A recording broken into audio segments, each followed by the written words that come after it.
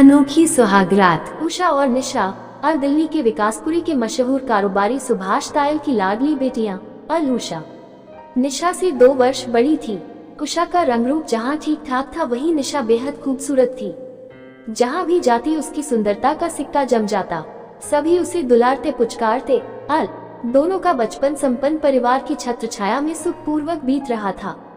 दोनों एक साथ लुका छुपी खेलती तो कभी गुड्डे गुड़ियों का ब्याह रचाती। अल उषा निशा को अक्सर चिढ़ाया करती कि जैसा तेरा गुड्डा काला कलूटा है ना, वैसा ही तेरा दूल्हा होगा। अल निशा भी तमक कर जवाब देती, अरे तू देख लियो, मेरे लिए तो कोई राजकुमार आएगा। अल वक्त बीतता रहा। अल दोनों ने यौवन की दहलीज पर कदम रखा।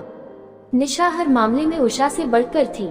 उसके रंग रूप की चर्चा तो पूरे समाज में होती ही थी, मगर रंग रूप के साथ साथ पढ़ाई, पाककला, गृह कार्य में भी वह दक्ष थी। इसी वजह से उसमें बचपन से ही एक सुपीरियोरिटी कॉम्प्लेक्स का भाव था। उसके व्यक्तित्व में एक छिपा सा अहंकार था। वह बचपन से ही परिवार वालों, रिश्तेदारों, पड़ोसियों के मुंह से अपनी तारीफ सुनते सुनते बड़ी हुई थी। उषा भी सुंदर है, मगर निशा का तो जवाब नहीं। खाना तो उषा भी अच्छा बनाती है, मगर निशा जैसा नहीं बना सकती। निशा को देखो, फिर क्लास में अव्वल आई है और उषा फिर से सिर्फ पास हुई है। और उषा ही क्यों, आस पड़ोस और क्लास की लड़कियों से भी जब भी उसकी तुलना की जाती है, वह हमेशा 21 घोषित की जाती थी। इन्हीं तारीफों के सदके उसके अवचेतन में खुद के नंबर 1 होने की भाव भर दिया था। उसे सदा यही लगता था कि कोई भी दूसरी लड़की उसके मुकाबले कुछ नहीं है। सुभाष तायल की समाज में काफी प्रतिष्ठा थी। इधर बेटियां बड़ी हुई, उधर उनके लिए रिश्ते आने लगे और एक शुभ संयोग में उषा का रिश्ता लक्ष्मी नगर निवासी अजय हो गया। अजय एक अमीर और प्रतिष्ठित खानदान से ताल्लुक रखता था। अपने पिता का इकलौता बेटा था और बहुत हैंडसम था। अल निशा ने जब अजय को देखा तो मानो सम्मोहित हो गई। अल 6 फुट से निकलता कद, गठीला बदन, गेहुआ रंग, तीखे नैन नक्श और बेहद सलीकेदार। अल साथ ही साथ बेहद अमीर। अल सचमुच वह किसी भी नव यौवना के सपनों का राजकुमार हो सकता था। उषा और अजय की शादी खूब धूमधाम से हो गई। सुभाष तायल ने पैसा खर्च करने में कोई कमी नहीं रखी। विवाह उत्सव के दौरान निशा सज संवर कर विभिन्न आयोजनों में बढ़ चढ़कर हिस्सा ले रही थी। हर जगह आगे आगे थी। उसके रंग रूप का जलवा कुछ ऐसा चढ़ा था कि वर पक्ष के लड़कों के दिल पर मानो बिजलियां पड़ी थी, तो लड़कियां ईर्ष्या से सुलग उठी थी। पूरे विवाहोत्सव में निशा के रंग रूप और आत्मविश्वास से भरे व्यक्तित्व की चर्चा थी। खैर, विवाह संपन्न हुआ और उषा अपने पिया के घर चली गई। सपनों के एक सुंदर संसार से निकली तो कहीं अधिक सुंदर और सजीले संसार में चली गई। अजय हर लिहाज से एक अच्छा जीवन साथी साबित हुआ था और दोनों की गृहस्थी सुखपूर्वक चलने लगी। कुछ अरसे बाद निशा के लिए भी रिश्ते आने लगे, मगर सुपीरियोरिटी कॉम्प्लेक्स के भंवर में फंसी निशा को कोई भी रिश्ता पसंद नहीं आता था। वो हर लड़के की तुलना मन ही मन अजय से करती थी। कोई लड़का लुक में अजय से कमतर होता तो कोई पैसे में। अल किसी का परिवार बड़ा होता तो किसी की गाड़ी और कोठी छोटी होती। अल निशा एक तरह से मृत तृष्णा में जी रही थी। उसके अवचेतन को ये कबूल नहीं था कि उसका घर वर किसी भी लिहाज से उषा से कमतर हो। अपनी इसी महत्वाकांक्षा में उसने कई अच्छे रिश्ते ठुकरा दिए। उसके पापा मम्मी उसे बहुत समझाते थे कि छोटी मोटी किसी बात के लिए इतने अच्छे रिश्ते ठुकराना ठीक नहीं, मगर निशा के दिमाग में तो नंबर 1 होने का मुगालता चढ़ा था। इसी उहापोह में 2 वर्ष बीत गए। अल रिश्ते आने भी कम हो गए। निशा ने एमए प्रथम वर्ष में दाखिला ले लिया। कहते हैं वक्त कभी एक सा नहीं रहता। सुभाष तायल के सुखी संपन्न जीवन को भी आखिरकार वक्त की नजर लगी। और एक दिन उनकी दुकान और गोदाम पर इनकम टैक्स की रेड हुई और उनके अकाउंट्स में कई अनियमितताएं पाई गई। इनकम टैक्स द्वारा उनके गोदाम को सील कर दिया गया और उन पर 2 करोड़ का भारी भरकम जुर्माना ठोक दिया गया। लाखों का माल जब्त कर लिया गया। साथ ही साथ आवश्यक वस्तु अधिनियम के मुकदमा भी ठोक दिया गया, जिसमें यदि वह दोषी साबित हो जाते तो उनको जेल भी हो सकती थी। संकट की इस भीषण घड़ी में उनके पुराने मित्र रामनिवास गोयल ने उनका साथ दिया। रामनिवास गोयल स्थानीय पॉलिटिक्स में थोड़ी बहुत पहुंच रखते थे। उन्होंने अप्रोच लगाकर मामला खत्म करवाया। 2.5 करोड़ की बजाय सिर्फ 25 लाख जुर्माना ही भरना पड़ा। गोदाम भी खुल गए, जब्त माल भी छूट गया और साथ ही साथ की केस खत्म करवा दिया। एक तरह से सुभाष तायल बड़े सस्ते छूटे थे और यह सब सिर्फ और सिर्फ रामनिवास की मदद से संभव हो पाया था। ऐसे बुरे वक्त में उनके सगे जीजा, जो कि भूतपूर्व सांसद थे, और कुछ अन्य करीबी लोग जिनकी पहुंच ऊपर तक थी, सभी ने मुंह मोड़ लिया था। तब रामनिवास ने उनके हद से ज्यादा मदद की थी, रात दिन भाग दौड़ की थी और कईयों का एहसान अपने सिर पर लिया था। सुभाष तायल दिल से रामनिवास के बड़े शुक्रगुजार थे। उनकी कृतज्ञता का ये आलम था कि यदि रामनिवास उनकी जान भी मांगते तो वह ना नहीं कर पाते। 3-4 महीनों बाद जब सारा मामला फारिग हुआ, परिवार में सुकून के दिन लौटे, तो एक दोस्ताना मुलाकात के दौरान रामनिवास ने सुभाष तायल से अपने बेटे के लिए निशा का हाथ मांग लिया। रामनिवास और सुभाष के आर्थिक और सामाजिक रुतबे में बड़ा अंतर था। यूं तो रामनिवास भी पुराने खानदानी रईस थे, मगर उनका अपने 2 बड़े भाइयों से पुश्तैनी जायदाद के लिए बंटवारे का विवाद चल रहा था और मामला कोर्ट में था। उन दिनों वह दाल मिल रोड पर अपनी 3 कमरों के एक ठीक ठाक से फ्लैट में अपनी पत्नी और इकलौते बेटे राजीव के साथ रहते थे। आय का साधन हस्ताल रोड पर एक रेडीमेड कपड़ों की दुकान थी जो अच्छी चलती थी। दोनों बाप बेटे उसी दुकान पर बैठते। राजीव एक मध्यम वर्गीय सोच रखने वाले लाखों लड़कों की तरह ही एक लड़का था, जिसकी दुनिया दुकान, घर और कचहरी तक सीमित थी। देखा जाए तो ना तो सामाजिक लिहाज से दोनों परिवारों में रिश्ता होने लायक मेल था और न ही निशा के सामने राजीव कहीं ठहरता था, मगर फिर भी एहसान के बोझ तले सुभाष इनकार न कर सके। पिछले दिनों के संकट के दिनों की गहमागहमी और इस संकट से निकालने में रामनिवास का योगदान निशा से छुपा नहीं था। उन दिनों वैसे भी उसके लिए रिश्ते आने कम हो गए थे। राजीव उसे जरा भी पसंद नहीं था, मगर फिर भी उसने बेमन से हाँ कर दी। 2 महीने बाद एक सुरुचिपूर्ण समारोह में राजीव और निशा का विवाह हो गया। इस बार चूंकि लड़के वाले अपेक्षाकृत कम हैसियत वाले थे, इसलिए विवाह का आयोजन उतना भव्य और धूमधाम वाला नहीं था जितना उषा के विवाह में था। दुल्हन के श्रृंगार में निशा पर कुछ ऐसा रूप चढ़ा था कि चारों तरफ वाह वाह हो गई थी। राजीव अपनी किस्मत पर फूला नहीं समाता था। उसने सपने में भी नहीं सोचा था किस्मत उसके लिए इतनी खुशियां लेकर आएगी कि उसे अपना दामन छोटा लगने लगेगा। एक तो होने वाले ससुराल की साधारण हैसियत, दूसरे जीवन साथी के रूप में राजीव का साधारण व्यक्तित्व और ऊपर से विवाह समारोह भी साधारण। अल निशा के दिल में कोई उत्साह उमंग नहीं था। सारी जिंदगी हमेशा सबसे अव्वल रहने वाली निशा अपने जीवन के इतने अहम मोड़ पर पिछड़ गई थी। उनके बचपन में उषा द्वारा भोलेपन में कही गई बात, तेरा दूल्हा तो काला कलूटा होगा, मानो आज शाप बनकर सच हो रहा था। ये टीस, ये कसक उसे चैन नहीं लेने देती थी। पूरे विवाह समारोह के दौरान वह खींची रही, हर रीति रिवाज को बेमन से निभाती रही। वरमाला हो, फेरे हो, श्लोक सुनाए हो या विदाई, यंत्रवत सी हर रस्म निभाती रही। विदाई से पहले वर वधू के जुआ खेलने के दौरान जब राजीव ने पानी में मुंदरी ढूंढने के दौरान उसका हाथ शरारत से पकड़ लिया था, तो उसने बड़ी बेरुखी से उसका हाथ झटक दिया। राजीव को भी थोड़ा थोड़ा एहसास हो रहा था कि निशा कुछ असहज है, मगर उसने इसे एक बेटी द्वारा पिता का घर छोड़ने की वेदना ही समझा। उसने मन ही मन प्रण कर लिया कि वह निशा को इतना प्यार देगा कि वह अपना मायका भूल जाएगी, उसे कभी किसी बात के लिए शिकायत का मौका नहीं देगा। बार बार वह निशा की ओर मोहब्बत भरी नजरों से निहारता और उसकी उल्फत की परवाज उरूज पर होती जाती, मगर सुहाने सपने अक्सर बीच में ही टूट जाते हैं। राजीव को क्या मालूम था कि जिस मूर्त को उसने मन मंदिर में इतने प्यार से बिठाया था, उसकी पूजा करने लगा था, उस मूर्त में प्राण नहीं थे, जज्बात नहीं थे, प्यार मोहब्बत का कोई वजूद नहीं था।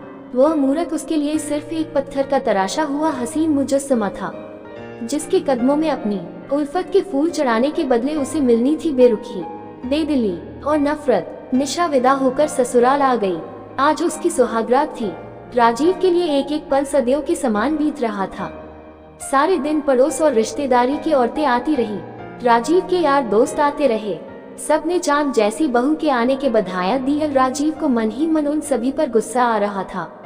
ये बुढ़िया टलती क्यों नहीं, ये दोस्त कमीने मन ही मन तो मेरी किस्मत से जल रहे हैं। उसका बस चलता तो वह अभी ही रात कर देता। खैर, मुंह दिखाई की रस्म और दिन में 2-3 घंटे आराम के बाद आखिरकार मिलन की बेला भी आ ही गई। राजीव ने बड़े अरमानों से अपना कमरा सजवाया था। दिल में हजारों अरमान लिए उसने सुहाग कक्ष में प्रवेश किया। उम्मीद के मुताबिक फूलों से सजी सेज पर निशा यूं बैठी थी कि उसके पैर सामने की ओर आधे मुड़े थे और घुटनों मुखड़ा टिकाए वह चुपचाप बैठी थी। राजीव ने नजर भरकर अपनी दुल्हन को देखा। काश वह एक चित्रकार होता तो इस अद्वितीय सुंदरता को कैनवास पर उतार कर अमर हो जाता। काश वह एक शायर होता तो इस बेपनाह हुस्न की शान में कितने ही सफ़े भर देता। मगर शायद कोई भी चित्र या कलाम उसकी पत्नी अप्रतिम सौंदर्य के समक्ष फीके ही रहते। मीठी मीठी अनुराग भरी अनुभूतियों के साथ वो पलंग पर निशा के बगल में बैठ गया। दिल में अरमानों का सागर हिलोरे मार रहा था, आंखों में सजीले सपने तैर रहे थे, लबों पर मीठी मुस्कान खिल रही थी। निशा ने सिर उठाया। राजीव के कुछ बोल पाने से पहले ही उसने कहा, मैं कुछ कहना चाहती हूँ।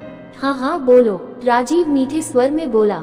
उसे नहीं मालूम था कि अरमानों के सुलगते शोलों पर बेरुखी की बारिश होने वाली है। जी देखिए, मैंने यह शादी अपनी खुशी और मर्जी से नहीं की। आप मुझे पति के रूप में जरा भी पसंद नहीं है। आपके पापा ने हमारे परिवार पर जो एहसान किया था, इस वजह से मैं शादी के लिए इनकार नहीं कर सकी। पति पत्नी का रिश्ता सिर्फ शरीर का मिलन ही नहीं होता, बल्कि दिलों का मिलन होता है, और मेरे दिल में आपके लिए कोई स्थान नहीं है। आज की रात यदि सिर्फ मेरा शरीर ही हासिल करना है तो आप कर सकते हैं, मगर आपका ये कृत्य मेरे लिए बलात्कार ही होगा। मैं दिल से इस मिलन को कबूल नहीं कर सकती। बाकी आपकी मर्जी। मुझे जो कहना था कह दिया। कहकर निशा ने सिर झुका लिया। ये शब्द पिघले शीशे की तरह राजीव के कानों में पड़े। उसे दुनिया डोलती से महसूस हुई। कई क्षण तो उसे समझ में ही नहीं आया कि वह क्या कहे। होंठ सूख गए, गले में गोला सा अटकने लगा। बड़ी मुश्किल से उसने आंखों में उमड़ते आंसुओं को रोका, खुद पर जब्त किया और बोला, नहीं निशा, मेरे लिए भी आज की रात का मतलब सिर्फ तुम्हारा शरीर हासिल करना नहीं है। उस शरीर को हासिल करके भी क्या होगा जिसके अंदर धड़कते दिल की किसी धड़कन में मेरा नाम ही नहीं है। मुझे तुम्हारा फैसला कबूल है। तुम्हारी खुशी से बढ़कर मेरे लिए कुछ नहीं।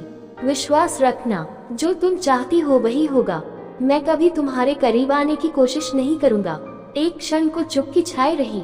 राजीव ने पलंग के सिरहाने रखा तकिया उठाया, पलंग का घेरा काटकर दूसरी ओर पहुंचा और निशा की ओर पीठ करके लेटते हुए बोला, तुम भी थक गई होगी, सो जाओ। निशा ने भी चुपचाप उसकी ओर पीठ फेर ली और लेट गई। कमरे में आग चलता रहा, मगर एक सुलगते रिश्ते की तासीर कमरे से भी अधिक ठंडी हो रही थी। सुहाग सेज पर सजे फूल फिजा को महकाते रहे, मगर उल्फत और समर्पण का महकता रिश्ता अपनी खुशबू खो रहा था। मिलन की रैना बीती। आफताब ने फिर से अपने नूर से दुनिया को रोशन किया, मगर राजीव के वैवाहिक जीवन की काली रात तो जाने कितनी लंबी थी। उसकी हसरतों का सूरज तो शायद हमेशा के लिए डूब चुका था। राजीव ने अपने दिल का दर्द किसी पर भी जाहिर नहीं किया। हर किसी के सामने यूं जाहिर करता मानो उसका वैवाहिक जीवन बेहद सुखद है। दिन में सबके सामने वह एक आम पति की तरह व्यवहार करता, और रात में दोनों एक ही पलंग पर इस तरह सो जाते मानो ट्रेन में आमने सामने की बर्थ पर दो अनजान मुसाफिर। जाने किस्मत ने उनके लिए क्या सोच रखा था। जब निशा और राजीव एक ही कमरे और एक ही बेड पर होकर भी एक नहीं हो पा रहे थे तो राजीव और निशा का चिड़चिड़ापन बढ़ता जा रहा था। बेमन से वह घर के कामों में सास का हाथ बटाती, सबके साथ उदासीन सा व्यवहार करती। उसके अंदर की सुघड़ गृहिणी और बेहतरीन कुक मानो खोसे गए थे। बस किसी तरह दिन काट रही थी। सास उसे कई बार कह चुकी थी कि राजीव को मुगलई दाल मखनी और मिस्सी रोटी बहुत पसंद है, उसके लिए बना दे, मगर वह टाल देती। 6 महीने बीत गए। राजीव अपने वादे पर खरा उतरा था। उसने भूलकर भी कभी निशा के करीब आने की कोशिश नहीं की और ना ही कभी निशा को जताया कि उसे कोई शिकायत है। इसके विपरीत वो हमेशा निशा को खुश रखने की कोशिश करता। एक समर्पित पति की तरह अक्सर ही निशा को कभी मूवी, कभी रेस्टोरेंट तो कभी मंदिर ले जाता। उसकी छोटी से छोटी जरूरतों का ध्यान रखता। इन्हीं दिनों उषा ने एक बेटे को जन्म दिया। उषा की सास की तबीयत इन दिनों कुछ ठीक नहीं थी। जच्चा बच्चा के साथ साथ घर की समुचित देखरेख करने का सवाल भी सामने खड़ा हो गया। इस स्थिति का जैसे ही निशा को पता चला, उसने 10 से 15 दिन उषा के घर रहकर उसकी गृहस्थी में हाथ बटाने का प्रस्ताव रखा। राजीव और उसकी मम्मी ने भी सहर्ष स्वीकृति दे दी। निशा उषा के घर चली गई। उन्हीं दिनों रामनिवास का अपने भाइयों के साथ चल रहा बंटवारे का मुकदमा जिरह की स्टेज पर आ गया। यदि रामनिवास मुकदमा जीत जाते तो लगभग 15 करोड़ की संपत्ति उनके हिस्से में आ जाती। दोनों बाप बेटे रोज कचहरी जाते, घंटों वकीलों संग माथा मारते। आखिरकार जिरह पूरी हुई।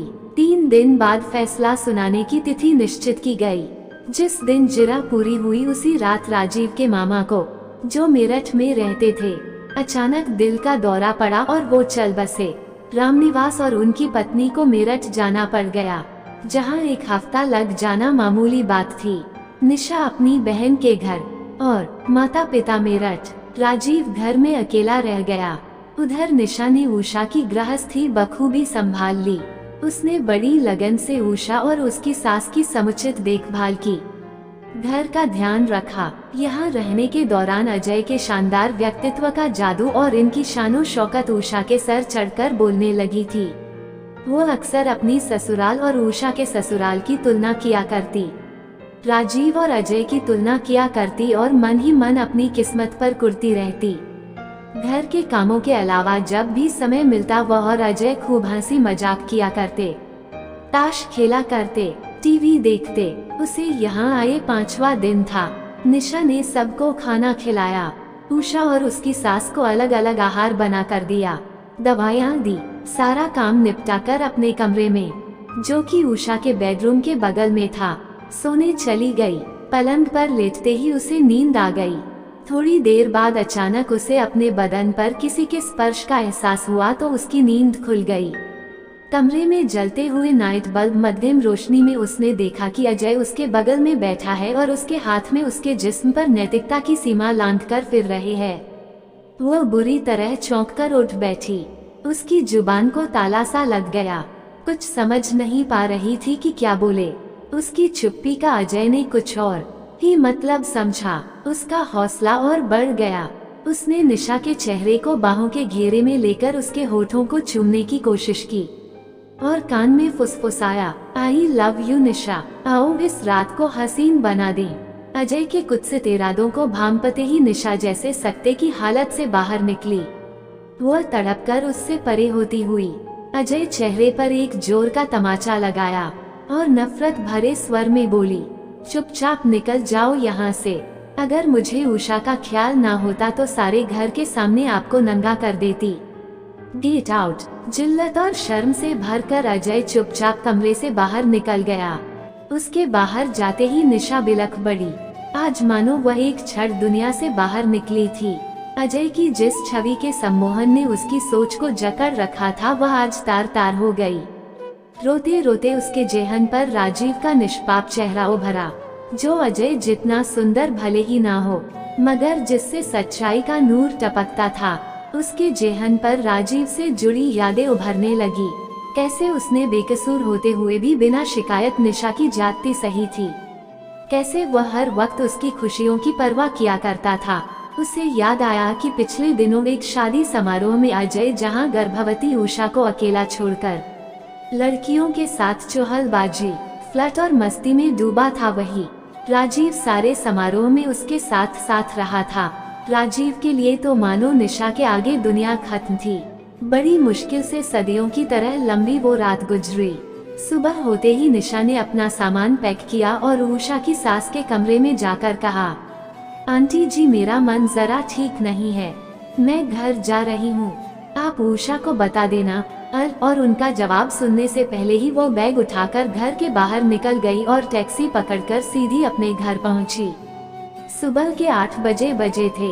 राजीव घर पर अकेला बैठा ड्राइंग रूम में टीवी देख रहा था। निशा को देखकर वो हैरान रह गया।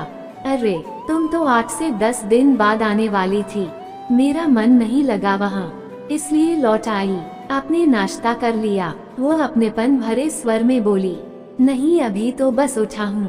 आज हमारे बंटवारे के मुकदमे का फैसला आना है। 9 बजे कचहरी जाना है, वहीं से दुकान पर चला जाऊंगा। शायद आज लंच के लिए घर ना आ सकूं, बाहर ही कुछ खा लूंगा। आप तैयार हो जाइए, मैं नाश्ता बना देती हूँ। राजीव ने सहमति में सिर हिलाया, टीवी ऑफ किया और बाथरूम में घुस गया। ड्राइंग रूम में अकेली खड़ी निशा ने सारे घर पर निगाह दौड़ाई। आज घर का जर्रा जर्रा उसे अपना स्वागत करता महसूस हो रहा था। उसने एक ठंडी सांस ली और किचन में घुस गई थी। राजीव के नहा धोकर तैयार होने तक निशा ने सैंडविच और चाय बना ली और उसे सर्व कर दिया। जब तक वह नाश्ता करके उठता निशा ने फटाफट गोभी के 2 पराठे और आम का मीठा अचार एक टिफिन में पैक कर दिया। राजीव अपना बैग लेकर घर से निकलने को हुआ तो वह फटाफट टिफिन लेकर आई और उसे थमा दिया और अधिकारपूर्ण भाव से बोली, बाहर का खाने की कोई जरूरत नहीं, ये गोभी के पराठे पैक कर दिए हैं, लंच में खा लेना। निशा के बदले बदले अंदाज राजीव को भी महसूस हो रहे थे। जरूर ये उसका वहम है, उसके मन ही मन सोचा। फिर भी मन में एक अजीब से हर्ष का अनुभव करता उसने टिफिन बैग में रखा और विदा हो गया। पीछे घर में निशा अकेली रह गई। उसने चारों ओर निगाहें दौड़ाई। गृहिणी की उपस्थिति के अभाव में घर अपेक्षानुरूप बिखरा पड़ा था। उसने साड़ी का पल्लू कमर में खोंसा और मनोयोग से घर को व्यवस्थित करने में जुट गई। शाम तक वह लगी रही। इस दौरान उसने अपना सारा हुनर इस्तेमाल कर लिया और शाम होते होते जो घर सुबह कबूतर खाना हो रहा था वो एक सुव्यवस्थित आशियाना बन गया। शाम के 5 बजे बज गए। वह थक गई थी मगर अभी उसे कुछ और करना था। उसने आधे घंटे आराम करके अपनी थकान मिटाई, फिर उठी और नहा धोकर फ्रेश हुई। उसने घड़ी पर निगाह दौड़ाई। 7 बजे बजने को थे। 8 बजे राजीव का आना अपेक्षित था। कुछ याद करके उसके चेहरे पर एक मीठी मुस्कान तैर गई। फिर वो किचन में घुस गई और बेहद मनोयोग से मुगलई दाल मखनी व धनिये की चटनी बनाई और मिस्सी रोटी का आटा तैयार करके रख दिया। अपेक्षानुरूप 7:15 बजे राजीव घर लौटा। उसका चेहरा खुशी से दमक रहा था। घर में घुसते ही उसने बैग सोफे पर फेंका और हर्षित स्वर में बोला, निशा, हम केस जीत गए। अब हमें अपना हक मिल जाएगा। हम जीत गए निशा, हम जीत गए। कहते कहते उसने घर पर चारों ओर नजर दौड़ाई। घर का कायापलट हो चुका था। उसने हैरानी से निशा की ओर देखा। निशा ने मुस्कुराकर सिर झुका लिया और मन ही मन बोली, हाँ राजीव, आप जीत गए। अब आपको आपका हक जरूर मिलेगा। आप हाथ मुंह धो लीजिए, मैं खाना लगाती हूँ। वो प्रत्यक्षता बोली, आज इतनी बड़ी खुशी का दिन है, हम साथ खाना खाएंगे। राजीव को कानों पर विश्वास नहीं हुआ। हाँ हाँ क्यों नहीं, वो प्रसन्नता से बोला। क्या बनाया है आज? उसने पूछा। दाल मखनी और मिस्सी रोटी। निशा मीठी मुस्कुराहट के साथ बोली, खास मेरी पसंद का खाना।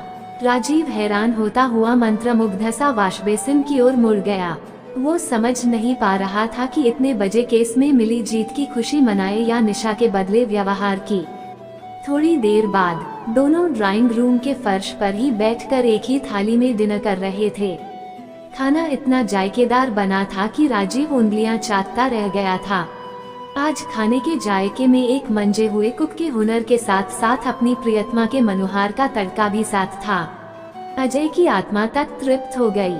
खाने के बाद निशा ने बर्तन वगैरह हटाए और फिर अजय से बड़े मनोहार भरे स्वर में बोली, मेरा आइसक्रीम खाने का बड़ा दिल कर रहा है। आप क्वालिटी बूथ से कसाटा का पैक मेरे लिए ला दोगे प्लीज? अरे इतनी सी बात, राजीव प्रसन्नता से बोला। उसके लिए यही बहुत था कि निशा ने उसे किसी काम के लिए बोला था। देखो, इस समय तो आइसक्रीम जनकपुरी मोड़ पर ही मिलेगी। आने जाने में कोई आधा घंटा लग जाएगा। तब तक तुम टीवी देखो, मैं आइसक्रीम लेकर आता हूँ। कहकर राजीव ने कार की चाबी उठाई और फ्लैट से बाहर निकल गया। यही तो निशा चाहती थी।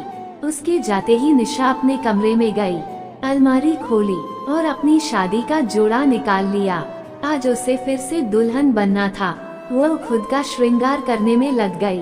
आधे घंटे बाद दुल्हन के जोड़े में सजी उसने अपना रूप आईने में देखा तो अपने हुस्न के जलाल को देखकर खुद ही शर्मा गई। फिर वो उसी पोज में बेड पर बैठ गई जैसे अपनी सुहागरात के समय बैठी थी और गृहिणी की तरह अपने पति की प्रतीक्षा करने लगी। उसका रोम रोम आज राजीव के प्रति समर्पण के भाव में सुलग लग रहा था। तभी उसे बाहर से राजीव की आवाज सुनाई दी, निशा, निशा, अरे भाई कहाँ हो? आवाज लगाता हुआ वह बेडरूम में आया। वहाँ का नजारा देखते ही थमक कर खड़ा हो गया। उसे अपनी आंखों पर विश्वास नहीं हो रहा था। उसे लगा कि वह कोई सपना देख रहा है। दुल्हन की तरह सजा कमरा और दुल्हन के जोड़े में सजी निशा। सारा मंजर अपनी कहानी खुद कर रहा था। पलंग पर बैठी निशा का रूप अप्सराओं को मात कर रहा था। निशा धीरे से उठी और उसके पास चल कर आई। उसने अजय के हाथों से आइसक्रीम का पैकेट लेकर टेबल पर रख दिया और नजरें नीची किए हुए बोली, मेरे गुनाह की जो सजा आप दोगे मुझे मंजूर है, मगर अपने दिल से मुझे कभी मत निकालना। कहते हुए उसकी कमल जैसी आंखों से 2 मोती निकलकर उसके गालों पर लुकाए। राजीव कंपित स्वर में बोला, निशा, मैं कहीं सपना तो नहीं देख रहा, तुमने मुझे स्वीकार कर लिया। निशा ने अपनी गोरी बाहें राजीव के गर्दन के गिर्द लपेट दी और भावविह्वल स्वर में बोली, मुझ जैसी बददिमाग लड़की को आपने स्वीकार किया, कभी नफरत की नजर से देखा तक नहीं। ये तो मेरा सौभाग्य है। राजीव, मैं आप जैसे देवता पुरुष के काबिल कहाँ हूँ। राजीव ने आतुर भाव से उसे बाहों में भर लिया। निशा लता की तरह उससे लिपट गई। वक्त जैसे थम गया। कितनी ही देर दोनों यूं ही आलिंगनबद्ध खड़े रहे। फिर निशा ने राजीव के कानों में प्यार भरे स्वप्निल स्वर के साथ कहा, उषा को बेटा हो गया, अब हम भी मम्मी पापा बनेंगे। राजीव भावविभोर स्वर में बोला, हाँ, मगर मुझे बेटी चाहिए, तुम्हारे जैसी नहीं, आप जैसी, मेरे जैसी हुई तो नक्शदी बनेगी। वो हंसते हुए बोली। राजीव भी हंस पड़ा। दोनों ने पलंग की ओर नजर उठाई। निशा ने शर्माकर सिर झुका लिया। राजीव ने उसे अपनी बलिष्ठ बाहों में उठाया और पलंग की ओर बढ़ चला। सड़क पार कहीं दूर लाउडस्पीकर पर गाना बज रहा था, 2 सितारों का ज़मीं पर है मिलन आज की रात। आइसक्रीम उपेक्षित सी पड़ी, पिघलती रही। इतना समय गुजर जाने के बाद आज उनकी सुहागरात थी, लेकिन कभी भी राजीव ने निशा का विश्वास नहीं तोड़ा। यही तो अपनेपन की निशानी होती है। तो दोस्तों, हमें आपसे आशा है कि आपने पूरी कहानी सुनी और समझी होगी, और आप इस कहानी को गलत मत समझना। ये हकीकत है, अपने तो अपने होते हैं। तो इस कहानी को अपने सभी मित्रों को शेयर करें, लाइक और कमेंट करके अपने इस चैनल को भी सब्सक्राइब कर लेना। धन्यवाद।